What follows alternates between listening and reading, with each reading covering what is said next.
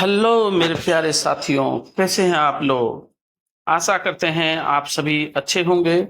साथियों, आज हम लोग बिहार बोर्ड 12th क्लास का हिंदी लेकर के आए हैं। और जैसा कि आपको पता है कि आपका परीक्षा बहुत ही करीब आ गया है, तो बिहार बोर्ड 12th क्लास का हिंदी का पहला चैप्टर का ऑब्जेक्टिव आज हम लेकर के आए हैं। और इसमें आपके आंसर के बाद हम ऑप्शन देंगे, तो प्रयास करेंगे आप सभी कि अपना आंसर जरूर करें। कमेंट करते रहें आप अपना आंसर, और कैसा लगता है ये ऑब्जेक्टिव ये भी हमें आपको कमेंट करें। तो चलिए हम लोग शुरुआत करते हैं। चैप्टर का नाम है बातचीत। जैसा कि आपने थंबनेल भी देखा होगा, हमारा जो पहला चैप्टर है हिंदी का, चैप्टर का नाम है बातचीत। और इस चैप्टर का पहला क्वेश्चन देखिए।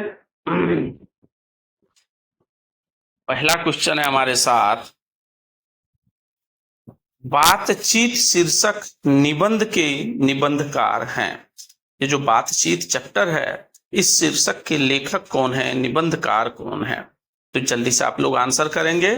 पहला ऑप्शन है जयप्रकाश नारायण, दूसरा है मोहन राकेश, तीसरा है नामवर सिंह, और चौथा है बालकृष्ण भट्ट।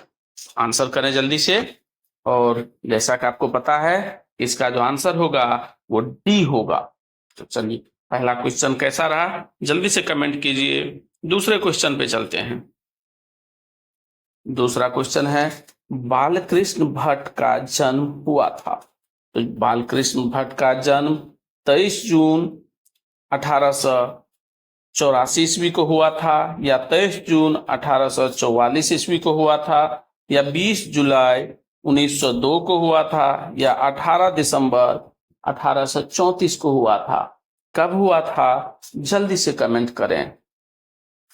चलिए, आशा करते हैं आप कर चुके होंगे आंसर।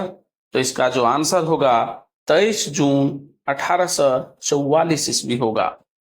क्वेश्चन नंबर तीसरे पे चलते हैं। तीसरा क्वेश्चन है, बालकृष्ण भट्ट किस काल के रचनाकार हैं, या बालकृष्ण भट्ट जो थे किस काल के रचनाकार थे। तो चलिए, पहला जो है ऑप्शन ए आदिकाल, ऑप्शन बी भक्ति काल, ऑप्शन सी रीतिकाल, और ऑप्शन डी आधुनिक काल। तो जल्दी से आंसर करेंगे। बालकृष्ण भट्ट किस काल के रचनाकार हैं। तो ये होगा आधुनिक काल के रचनाकार हैं। किस काल के हैं, आधुनिक काल के रचनाकार हैं। क्वेश्चन नंबर चौथा आंसर साथे है। चलिए, कोई नहीं। बालकृष्ण भट्ट की रचना बातचीत क्या है। यह एकांकी है, या कहानी है, यात्रा, स्मरण है, या ललित निबंध है। तो बालकृष्ण भट्ट की जो रचना है ये बातचीत, ये एक ललित निबंध है। क्या है, ललित निबंध। प्यारे साथियों, कैसा लग रहा है आप लोगों को क्लास, जल्दी से कमेंट करेंगे। और आपके परीक्षा के लिए बहुत ही महत्वपूर्ण और उपयोगी प्रश्न है ये। तो आप लोग ध्यान से इसे चाहें तो अपने नोटबुक में भी लिख सकते हैं, या वीडियो सेव कर लीजिए, एक दो बार देख लेंगे तो परीक्षा में हूबहू आपको आ जाएगा यहीं से। क्वेश्चन नंबर 5वां देखिए, बालकृष्ण भट्ट किस युग के निबंधकार थे। बालकृष्ण भट्ट किस युग के निबंधकार थे। तो बालकृष्ण भट्ट कहाँ के थे, प्रसाद युग, भारतेंदु युग, द्विवेदी युग, या स्वातंत्र्योत्तर युग। तो यहाँ पे आंसर भी दिया हुआ है, तो यहाँ होगा भारतेंदु युग के। किस युग के थे, भारतेंदु युग के। चलिए, क्वेश्चन नंबर 5वां पे चलते हैं। और 5वां क्वेश्चन है, मनुष्य की बातचीत का उत्तम तरीका क्या है। प्रश्न ध्यान से देखिए। प्रश्न है, मनुष्य की बातचीत का उत्तम तरीका क्या है। तो ए देखिए, विद्वता पूर्ण बात करना, बी है तर्कपूर्ण बात करना, सी है भीड़ से बात करना, और डी है अवाक होकर अपने से बातचीत करना। तो बातचीत करने का जो उत्तम तरीका है वो क्या है, जल्दी से आंसर कीजिए। और आप लोग आंसर कर चुके होंगे, तो इसका आंसर होगा डी, अवाक होकर अपने से बातचीत करना। जब हम शांत होकर अपने आप से बात करते हैं तो ये बातचीत का सबसे उत्तम तरीका है। क्वेश्चन नंबर 6 आप लोगों को क्लियर है। चलिए जल्दी से आगे बढ़ते हैं। और जैसा कि आप लोगों को पता है कि हमारे यहाँ ऑनलाइन क्रैश कोर्स भी चल रहा है, और ऑनलाइन क्रैश कोर्स मित्रों सिर्फ 999 रुपये, सॉरी 199 रुपये में चल रहा है। पहले पूरा कोर्स था 999 का, अभी 199 का ऑनलाइन क्रैश कोर्स लेकर के आए हैं। तो जो साथी चाहते हैं कि ऑनलाइन क्रैश कोर्स ज्वाइन करें, वो हमें एक बार जरूर संपर्क करें हमारे दिए हुए पता पर। और ये व्हाट्सएप ग्रुप है, तो यहाँ पे भी आप ज्वाइन करने का काम करेंगे, तभी आपको ऑनलाइन पूरा कोर्स मिल पाएगा। चलिए क्वेश्चन नंबर नेक्स्ट पे चलते हैं। क्वेश्चन नंबर 7 है, संवाद में सबसे महत्वपूर्ण क्या है? संवाद में सबसे महत्वपूर्ण क्या है? तो संवाद में देखिए क्या, ऑप्शन ए तर्क, ऑप्शन बी जिज्ञासा, ऑप्शन सी आत्मीयता, या ऑप्शन सी प्रवाहपूर्ण भाषा। तो संवाद में क्या जरूरी है? तो संवाद में सबसे महत्वपूर्ण है दोस्त आत्मीयता। क्या है? ध्यान रखेंगे, जिससे हमारी आत्मीयता अच्छी होती है उसी से हम ज्यादा अच्छे से बातचीत कर पाते हैं। इसलिए संवाद में सबसे ज्यादा जरूरी क्या है? आत्मीयता है। क्वेश्चन नंबर 8 पे चलते हैं। संयोगिता स्वयंवर रचना है। संयोगिता स्वयंवर रचना है, किसका रचना है? तो संयोगिता स्वयंवर जो है, ऑप्शन ए देखिए, अलकृष्ण भट्ट की, या प्रताप नारायण मिश्र की, श्रीनिवास दास की, या मैथिली शरण गुप्त की। यहाँ बालकृष्ण भट्ट होता ए में, लेकिन नहीं, वो थोड़ा गलत हो गया टाइपिंग। आप समझते हैं कि ये टाइपिंग होता है तो थोड़ा बहुत एरर हो जाता है। तो यहाँ पे जो संयोगिता स्वयंवर है, ये बालकृष्ण भट्ट की भी नहीं है, ये है श्रीनिवास दास की। आप जब चैप्टर पढ़ेंगे तो फर्स्ट चैप्टर में ही भी है, और हम आपको पूरा का पूरा चैप्टर पढ़ाए हैं, लाइन बाय लाइन। ऑनलाइन भी पढ़ा रहे हैं, पूरा चैप्टर आपको लाइन बाय लाइन पढ़ाया जाएगा ऑनलाइन भी। तो जो लोग हमारे क्रैश कोर्स में ज्वाइन नहीं किए हैं वो ज्वाइन कर लें। क्वेश्चन आंसर प्लस कहानी और किताब दोनों पढ़ाया जा रहा है। चलिए तो क्वेश्चन नंबर 9 पे चलते हैं। कौन सी रचना बालकृष्ण भट्ट की नहीं है? कौन सी रचना बालकृष्ण भट्ट की नहीं है? तो बालकृष्ण भट्ट की जो रचना है कौन कौन सी है, पहले ये खोज लेते हैं। नूतन ब्रह्मचारी, 100 अजान, एक सुजान, सद्भाव का अभाव, और परीक्षा गुरु।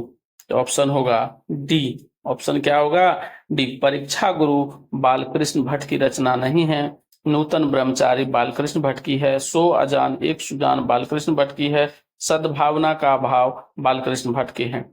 और मित्रों एक बात ध्यान रखेंगे कि आपको जो ऑब्जेक्टिव का जो सेट है बिल्कुल फ्री कराया जा रहा है, चाहे वो 9th-10th का ऑब्जेक्टिव हो, चाहे वो 11th-12th का ऑब्जेक्टिव हो। ये पूरा का पूरा जो ऑब्जेक्टिव का जो सीरीज है सभी विषय का बिल्कुल हमारे चैनल पे फ्री ऑफ कॉस्ट कराया जाएगा। इसके लिए कोई चार्ज की व्यवस्था नहीं है। तो आप लोग जरूर से चैनल को सब्सक्राइब करें और अपने दोस्तों को भी शेयर कर दें, ताकि वो फ्री में ऑब्जेक्टिव कर सके और अपने आप को और मजबूत कर सके। परीक्षा के लिए बहुत ही उपयोगी ऑब्जेक्टिव सब हम लेकर के आ रहे हैं। क्वेश्चन नंबर 10वां देखिए, बालकृष्ण भट्ट ने कौन सा मासिक पत्र निकाला था? तो बालकृष्ण भट्ट कौन सा मासिक पत्र निकाला था? ऑप्शन ए है प्रताप, ऑप्शन बी है कर्मवीर, ऑप्शन सी है हिंदी प्रदीप, ऑप्शन डी है ज्योत्सना। तो मित्रों ऑप्शन सी होगा आंसर, हिंदी प्रदीप बालकृष्ण भट्ट की मासिक पत्रिका थी। 11वां देखिए, बातचीत किस विद्या की रचना है? बातचीत किस विद्या की रचना है? तो बातचीत ऑप्शन ए देखिए आलोचना, ऑप्शन बी है गीत, ऑप्शन सी है शोध, या ऑप्शन डी होगा निबंध। तो बातचीत जो है निबंध विद्या की रचना है। किसकी है? निबंध विद्या की रचना है। कुछ कुछ का आंसर साथ ही दिया हुआ है। तो इसके पीछे ये रहा कि टाइपिंग मान लीजिए होता है, ये पीपीटी बना हुआ है, तो इस सेटिंग में थोड़ा सा डिफॉल्ट हो गया होगा कि आंसर 7 ही आ रहा है। कोई बात नहीं, हम नेक्स्ट वीडियो में जो नेक्स्ट चैप्टर होगा उसमें हम इस चीज को सुधार देंगे। चलिए तो नेक्स्ट पे चलते हैं, क्वेश्चन नंबर 12वां पे। क्वेश्चन नंबर 12वां देखिए, रॉबिन्सन क्रूसो ने 16 वर्ष के उपरांत किसके मुख से एक बात सुनी?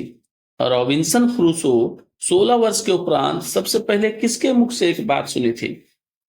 तो फ्राइडे के, संडे के, एडिसन के या स्टील के? तो इन्होंने जो सबसे पहले किसी के मुख से बात सुनी थी तो वो बात थी फ्राइडे के। किसके थे? फ्राइडे के मुंह से। अगला देखिए, रॉबिन्सन क्रूसो को कब तक मनुष्य का मुख देखने को नहीं मिला? रॉबिन्सन क्रूसो को कब तक मनुष्य का मुख देखने को नहीं मिला? बहुत ही बीबीआई क्वेश्चन है। इसका आंसर होगा 16 वर्ष तक। कब तक? 16 वर्ष तक। ऑप्शन है 10 वर्ष, 12 वर्ष, 16 वर्ष, 18 वर्ष। तो ऑप्शन सी होगा 16 वर्ष तक। चलिए 14वां नंबर देखिए, बातचीत के माध्यम से बालकृष्ण भट्ट क्या बतलाना चाहते हैं? बालकृष्ण भट्ट बातचीत के माध्यम से क्या बतलाना चाहते हैं? बातचीत की शैली, भाषा की शैली, संवाद की शैली, इनमें से कोई नहीं। तो बालकृष्ण भट्ट इसमें बातचीत की शैली बताना चाहते हैं। क्या बताना चाहते हैं? बातचीत की शैली।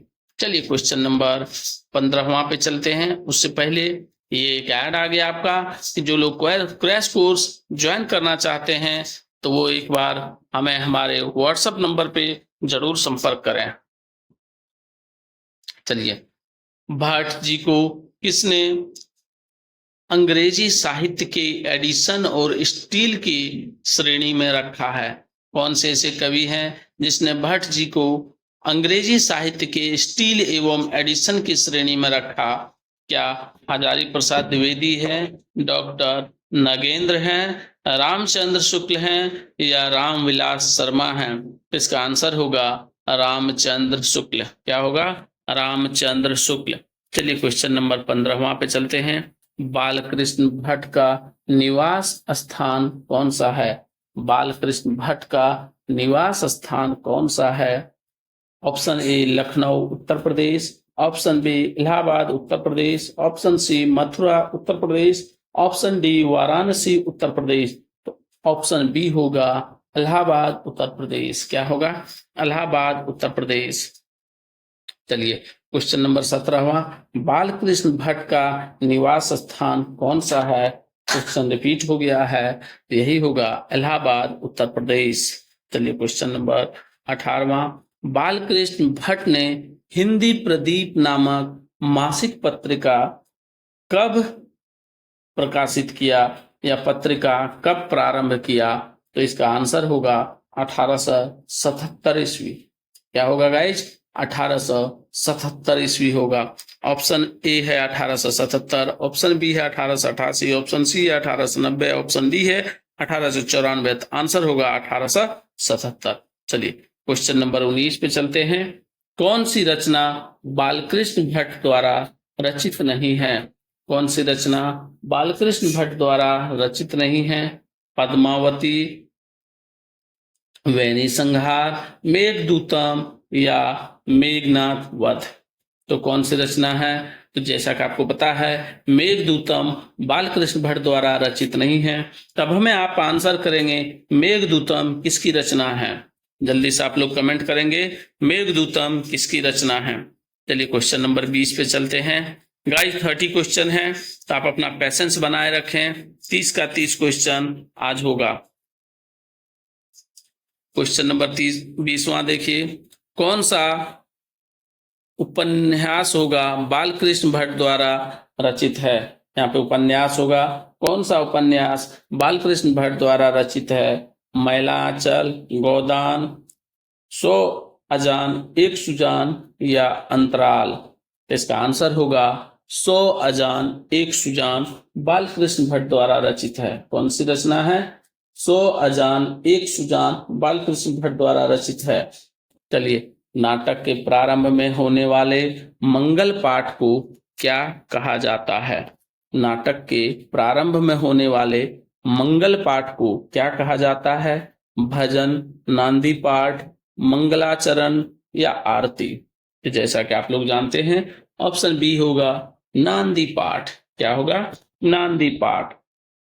क्वेश्चन नंबर 22 देखिए, बोलने से ही मनुष्य के रूप का साक्षात्कार होता है, यह किसने कहा? बोलने से ही मनुष्य के रूप का साक्षात्कार होता है, यह किसने कहा? यह कहा बेन जॉनसन ने। किसने कहा? बेन जॉनसन ने।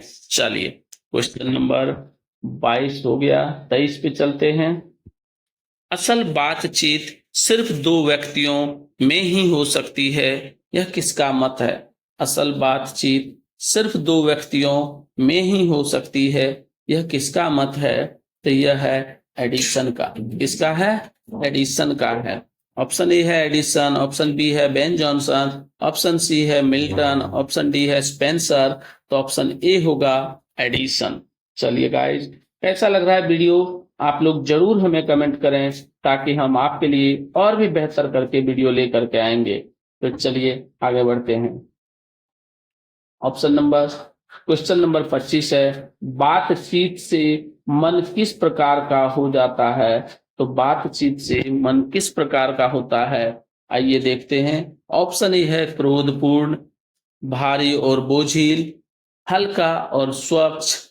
इनमें से कोई नहीं। आपको पता है कि हम अगर अपने पसंदीदा लोग से बातचीत करते हैं तो हमारा मन हल्का हो जाता है। तो बातचीत करने से मन हल्का हो जाता है। क्वेश्चन नंबर 26 है, किसके न होने से सृष्टि गूंगी प्रतीत होती है? किसके न होने से सृष्टि गूंगी प्रतीत होती है? तो होगा श्रवण शक्ति, वाक शक्ति, दिव्य शक्ति या स्मरण शक्ति। तो गाइज, इसका आंसर क्या होगा? वाक शक्ति के न होने से सृष्टि गूंगी प्रतीत होती है। ऑप्शन होगा बी। चलिए, question number 26, art of conversation कहाँ के लोगों से में सर्वाधिक प्रचलित है? आर्ट ऑफ कन्वर्सेशन कहाँ के लोगों में सर्वाधिक प्रचलित है?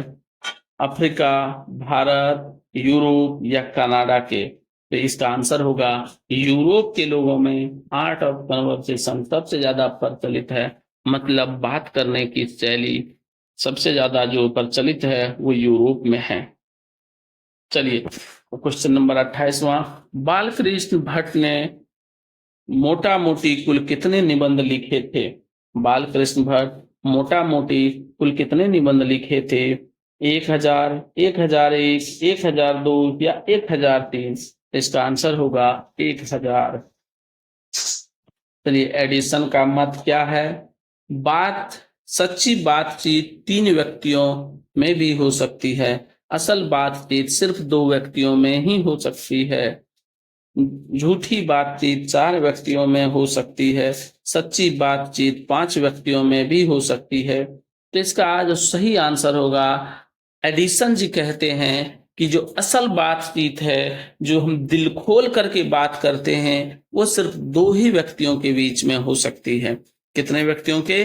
2 व्यक्तियों के बीच में। ऑप्शन होगा बी। और आज का आखिरी प्रश्न, और ये 30वां प्रश्न है आपके सामने, अनेक प्रकार की शक्तियां जो वरदान की भांति ईश्वर ने मनुष्य को दी है, उनमें भी एक है। कौन सा है? स्पर्श शक्ति, श्रवण शक्ति, वाक शक्ति या घ्राण शक्ति? तो इसका जो आंसर होगा वो होगा वाक शक्ति। ऑप्शन नंबर सी, वाक शक्ति आंसर होगा। ईश्वर ने जो हमें एक वरदान दिया है, एक जो बहुत ही बड़ी शक्ति दी है, वो दी है वाक शक्ति के रूप में। तो चलिए गाइस, कैसा लगा आज का वीडियो हमें जरूर कमेंट करें। तब तक के लिए bye bye, see you, take care, wish you a happy day.